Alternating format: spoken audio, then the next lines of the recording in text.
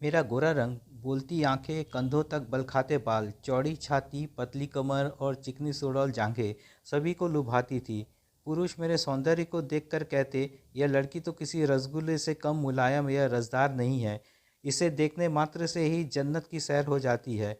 मैं सुंदर थी, मेरी देहयष्टि आकर्षक थी। मैं पुरुषों के मुंह से ऐसे शब्द सुनते ही नारी स्वभाववश खिल जाती और मुझे अपनी खूबसूरत का बरबस ही आभास होने लगता। मैं बुदबुदाए बिना न रह पाती। मुझ पर तुम सब मरते हो या मरो, मैं किसी के हाथ नहीं आने वाली। मैं तो आग हूँ, आग। मुझे पकड़ने के लिए पानी बनाना होगा।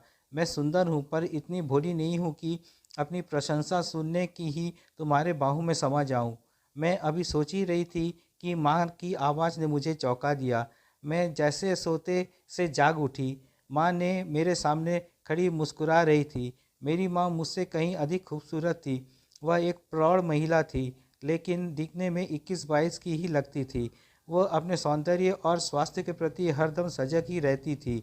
वह अपने मुंह से तो कुछ कहती तो नहीं थी, किंतु उसके मन के भाव से अक्सर ही मुझे लगता है कि वीरू अंकल को पसंद करती है और पापा उसके अनुकूल नहीं है। वीरू अंकल कहाँ से आते थे और मम्मी से उनका संबंध कब से था, इससे मेरा कोई मतलब नहीं था। इतने में मम्मी चहकती हुई बोली, बेटी तुम आज स्कूल नहीं गई? आज तो छुट्टी है ना। मैंने यह कहकर मम्मी की ओर देखा। आज उसने गुलाबी साड़ी बांध रखी थी। मम्मी पर गुलाबी साड़ी बहुत ही खिलते थे। उनके रूप में उनमें और अधिक दमक उठता था। मुझे जहाँ तक मालूम था, मम्मी सस्ती सवारती तभी थी जब वीरू अंकल घर पर होते थे या आने वाले होते थे। वैसे तो सजना संवरना मम्मी के जीवन में एक अभिन्न हिस्सा था, लेकिन उस दिन वो विशेष रूप से साज श्रृंगार करती थी जब वीरू अंकल घर पर होते। मैं अचानक ही बोल पड़ी, तो वीरू अंकल आज आने वाले हैं। मेरी समझ में यह नहीं आ रहा है कि मम्मी पापा के लिए क्यों नहीं सस्ती संवरती। शायद माँ के सपनों में राजकुमार पापा नहीं, वीरू अंकल ही हैं।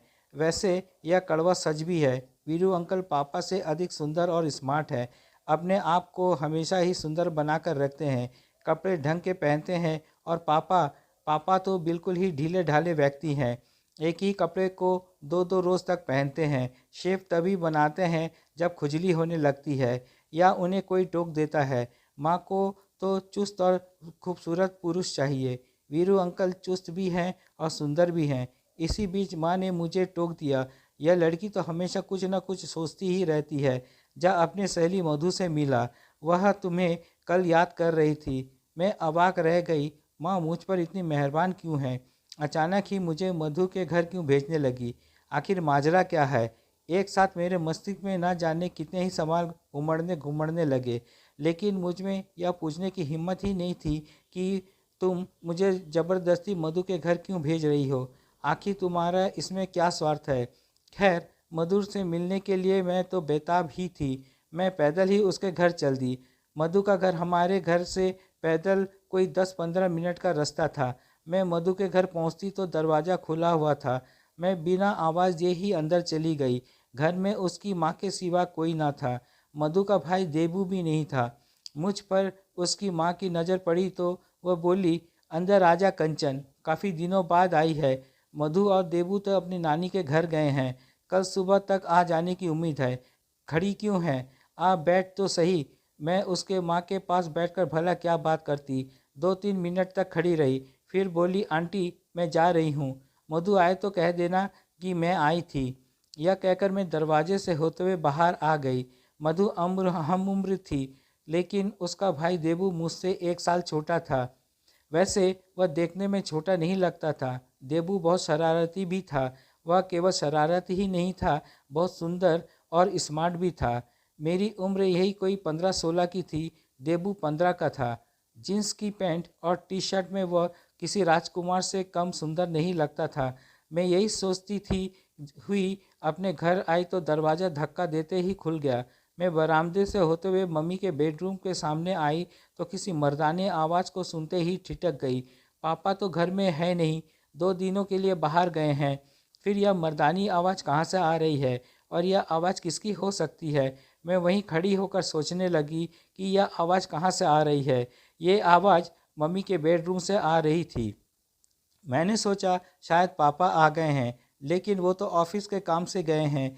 काम बीच में छोड़कर कैसे आ सकते हैं। मैं यह सोचते सोचते दबे पाँव मम्मी के बेडरूम की ओर बढ़ गई। दरवाजे के नज़दीक आकर खिड़की की ओर देखा तो खिड़की बंद थी। मैं अंदर झांकना चाहती थी। मेरे मन में तो वैसे कोई दुर्भावना नहीं थी। मैं तो यह देखने के लिए बेचैन थी कि कहीं पापा तो नहीं आ गए हैं। तभी मेरी निगाह दरवाजे के गोल छेद पर पड़ी। मैं एक आंख बंद करके दूसरी आंख से उस छोटे से गोल छेद में झांकने लगी। अंदर का नज़ारा देखकर मेरी आंखों पर विश्वास नहीं हुआ। मैंने अपनी आंखें मलकर फिर से उस गोल छेद से झांका तो वही दृश्य नजर आया। इस बार अविश्वास करने का कोई सवाल ही नहीं था। वीरू अंकल बिल्कुल ही निर्वस्त्र थे और मम्मी चड्डी बनियान में थी। इस मुद्रा में दोनों बहुत ही खुश थे। दोनों एक दूसरे के आंखों में आंख डाले यूं ही बैठे थे, जैसे एक दूसरे को सम्मोहित कर रहे हो। इतने में मम्मी ने वीरू अंकल के पेट में गुदगुदी की। वह अनायास ही हंसने लगे और हंसते हंसते ही उन्होंने मम्मी को अपने गोद में उठाकर बिठा लिया। मम्मी उनके गले में बाहें डालते हुए बोली, तुम्हारी बाहों का स्पर्श बड़ा ही उत्तेजक है। दानिश ने तो मुझे कभी ऐसा आनंद दिया ही नहीं। तुम्हारा पति दानिश कोई मर्द थोड़ी है, वो तो भोंदू है। ना जाने कैसे उसके साथ तुम रहती हो। वीरू अंकल यह कहकर हंसने लगे। दानिश तो एक खंबा है जिसकी आड़ में मैं तुम्हारे साथ रहती हूँ। दानिश जैसे पति को अंगुलियों पर नचाना मुझे खूब आता है। मम्मी ये कहते कहते काफ़ी आक्रामक हो गई और उसने वीरू अंकल को गाल को दांत से काट लिया। वीरू अंकल भी नहीं चूकने वाले थे। एक हल्की सी सितकार लेते हुए उन्होंने मम्मी को बाहों में समेट लिया, फिर उनके होंठों को जोर से भींच लिया। अब कैसा लग रहा है? कैसा लग रहा है? अच्छा लग रहा है? मैं तुम्हें नहीं पता, स्त्रियां दर्द से मिठास चूसती है। मम्मी के शब्द यह कहते कहते लड़खड़ा गए। उसकी आंखें बंद हो गई। दोनों एक दूसरे के होंठ को ऐसे चूस रहे थे जैसे लॉलीपॉप या आइसक्रीम चाट रहे हो। तभी वीरू अंकल ने मम्मी को एक हल्की सी थपकी लगाई। इस थपकी के बाद जवाब में मम्मी ने भी उनकी पीठ पर एक हल्की सी चिकोटी काट दी। सेक्स का इतना जीवंत और उत्तेजक दृश्य मैंने पहली बार ही देखा था। मेरा रोम रोम रोमांचित हो उठा। मेरे कपड़े पसीने से नहा गए। मुझे इस खेल के देखने में आनंद भी आ रहा था और घृणा भी हो रही थी। घृणा इसलिए हो रही थी क्योंकि इस खेल मेरी मम्मी किसी दूसरे मर्द के साथ खेल रही थी। पापा के साथ वह खेल में शामिल होती तो शायद मुझे यह घृणा ना होती और मैं इतनी देर तक यहाँ खड़ी ना रहती। इतने में ही मैंने देखा दोनों एक दूसरे से थक हार कर ऐसे दूर दूर बैठे हाँफ रहे थे मानो दो शिकारी कुत्ते बराबर ही कुश्ती लड़ते लड़ते थक गए हो और पुनः लड़ने के लिए सुस्ता रहे हो। तभी मम्मी ने हाथ का इशारा करते हुए कहा, आओ मेरे पास, यहाँ आओ। आज तो होंठ ऐसे चूस रहे थे जैसे कोई आइसक्रीम चूसता हो। क्या तुम इस मामले में पीछे थी? वीरू अंकल यह कहकर जाने के लिए उठ खड़े हुए। मम्मी ने उसका हाथ झुककर पकड़ लिया। क्यों, दिल भर गया? बस भी करो कंचन, कहीं आ गई तो मुश्किल हो जाएगी।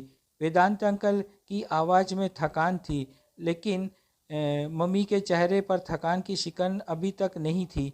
उसकी आंखों में तो यह अभी यौन आमंत्रण हिलोरे मार रहा था। उसने वेदांत अंकल को खींचकर पलंग पर बिठा दिया। कंचन अपनी सहेली के घर गई, वह अभी नहीं आने वाली। मेरे शरीर में एक सिहरन सी दौड़ गई। तुम भी? वीरू अंकल ने ये कहते कहते मम्मी को बाहों में खींच लिया। लगता है अब कल वाले आसन का इस्तेमाल करना पड़ेगा। करो ना, मना किसने किया है? मम्मी ये कहते कहते हंसने लगी। अंकल ने उसको पलंग पर पटक दिया। मम्मी का पूरा शरीर पलंग पर ही मचल रहा था। अंकल ने हाथ बढ़ाकर टेप रिकॉर्डर ऑन कर दिया। संगीत की धुन बड़ी ही उत्तेजक और दिलकश थी। तभी अचानक ही मुझे छींक आ गई। सारा गुड़ गोबर हो गया। मैं हड़बड़ा कर अपने कमरे की ओर भागती चली गई और पलंग पर निढाल पड़ गई। मुझे अपने आप पर बहुत ही खींच आ रही थी। इस नासपीटी छींक को भी क्या अभी ही आना था? सारा खेल बिगाड़ दिया। इतने में दरवाजे खुलने की धड़ाम की आवाज़ हुई।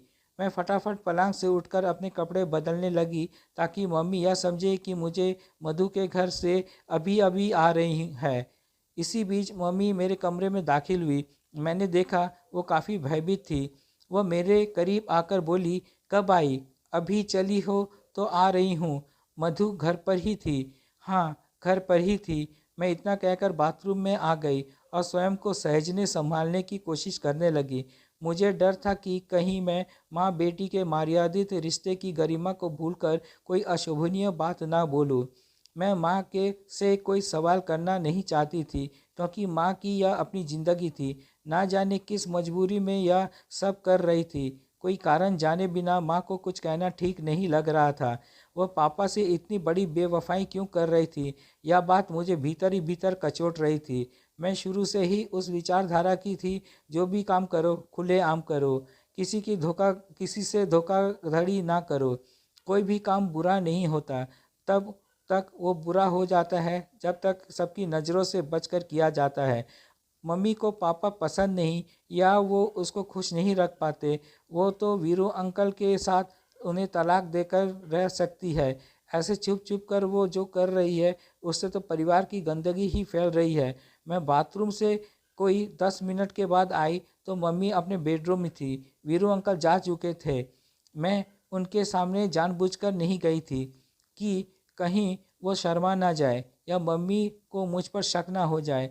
मैं अपने कमरे में आकर अभी बैठी ही थी कि मम्मी हंसते हुए आकर बोली, कंचन, तुम्हारे वीरू अंकल आए थे, तुम उनसे मिल भी ना सकी। मैंने बेकार ही तुमको मधु के घर भेज दिया। आओ मेरे साथ कमरे में। यह कहते कहते मम्मी ने मेरी बाँह पकड़ ली और मुझे खींचते हुए अपने कमरे में ले आई। मैंने देखा पलंग पर ढेरों सामान बिखरे पड़े थे, जिनमें से ज़्यादा मेरे लिए ही थे। मैं सब कुछ भूल भाल कर पलंग पर उछल कर चढ़ गई और अपने दोनों हाथों से कपड़े फैला फैला कर अपने नाप के कपड़े देखने लगी। गुलाबी मिनी स्कर्ट, जीन्स की टाइट पैंट और लो कट टी शर्ट, आसमानी गाउन और भी ना जाने कितने ही पोशाकें वीरू अंकल मेरे लिए लाए थे। तभी मम्मी मुस्कुराते हुए बोली, तुम्हें कपड़े पसंद आए? देखा तुम्हारे अंकल कितने अच्छे हैं, तुम्हारा कितना ध्यान रखते हैं। ओ मम्मी, अंकल इतने स्वीट हैं। मैं यह कहती तो मम्मी से गले लग गई। मम्मी का चेहरा खिल उठा और मैं किन्हीं ख्यालों में खो गई। लेकिन अंकल यह सब क्यों कर रहे हैं? मम्मी को पापा से हथियाने के लिए? क्या मुझे इन कपड़ों को स्वीकार करना चाहिए? मम्मी शायद इन कपड़ों का लालच दिखाकर मुझे अपने पक्ष में करना चाहती है। वह मुझे अपनी तरफ मिला कर रखना चाहती है। वीरू अंकल यह अच्छी तरह से जानते हैं कि माँ को हासिल करना है तो बेटी को भी खुश रखना होगा। माँ बेटी के हाथ नहीं आने वाली। कुछ भी हो, मम्मी जब वीरू अंकल के साथ खुश हैं तो मुझे क्या हो सकता है? पापा मम्मी को यौन संतुष्टि नहीं दे पाते हो। वीरू अंकल यौन कला में माहिर है, उन्हें यौन जीवन को जीना आता है। माँ को नाखुश करके या दोषी ठहराने का मेरा कोई हक नहीं बनता। मैं यह सोचते सोचते खिलखिलाकर हंस पड़ी। मम्मी, मैं मान गई वीरू अंकल को। कपड़ों की खरीदारी करने में वह औरतों से भी 2 कदम आगे हैं। और तुम्हारे पापा हैं जिन्हें कुछ भी नहीं आता। ना जाने वह कौन सी मनुष्य घड़ी थी कि मैं उनके खूंटे के साथ बंध गई। मम्मी यह कहते कहते काफ़ी भावुक हो गई। मैंने देखा उनकी आंखें भीग आई थी। उन्होंने मेरे चेहरे पर पापा के प्रति वितृष्णा के भाव पसर आए थे। मैं बोली, मैं तुम्हारे साथ हूँ माँ, तुम क्यों अपना मन दुखी करती हो?